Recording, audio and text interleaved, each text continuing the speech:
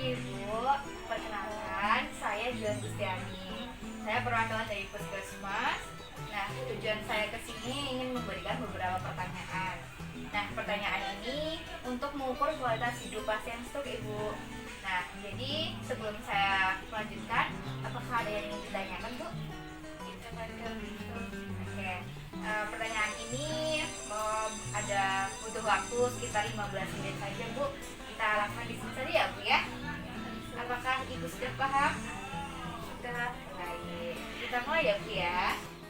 Baik, Ibu, yang pertama boleh tahu siapa nama Ibu?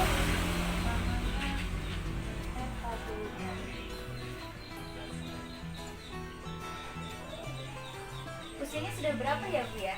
60 tahun. 60 tahun. Pendidikan terakhirnya, Bu? SD, Mbak. SD. Status perkawinannya bagaimana, Bu? Kawin. Oke.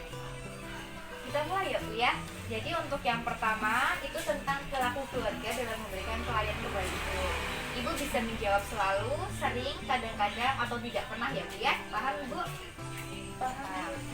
Oke, baik, Bu. Pertanyaan yang pertama itu apakah Ibu selalu dibantu oleh keluarga untuk membersihkan diri, Bu? Seperti mandi, keramas, tentang membersihkan diri itu selalu dibantu atau bagaimana? Sering dibantu. Terus pertanyaan yang kedua, apakah Ibu dibantu oleh keluarga untuk menopang bagian tubuhnya, Bu? Misal menggunakan bantal atau kasur atau seperti apa? Iya, selalu dibantu. Oh, selalu dibantu ya.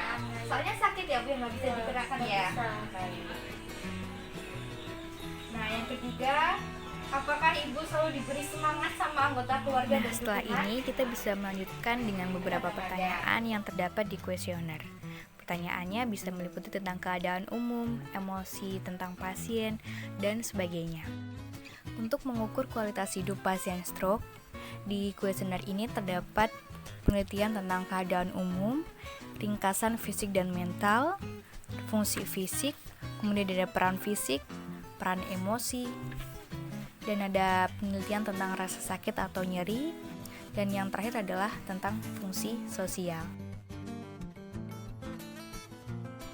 Baik, Ibu, setelah beberapa pertanyaan sudah kita lewati, itu ada pertanyaan terakhir ya, Bu ya.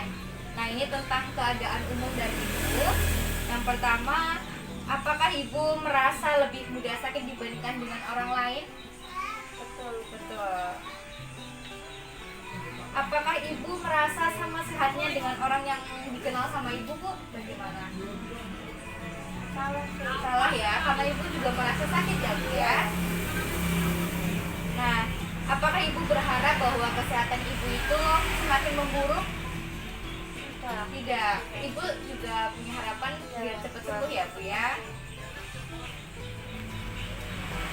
Nah, apakah Ibu merasa kesehatan Ibu itu baik sekali? Tidak. Masih suka lemas. Baik, terima kasih Ibu. Beberapa pertanyaan sudah bisa dijawab sama Ibu.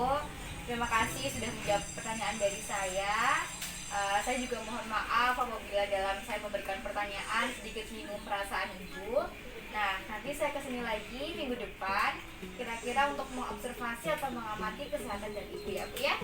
Baik. Terima kasih, Bu. Kalau begitu saya pamit terlebih dahulu. Semoga cepat sembuh.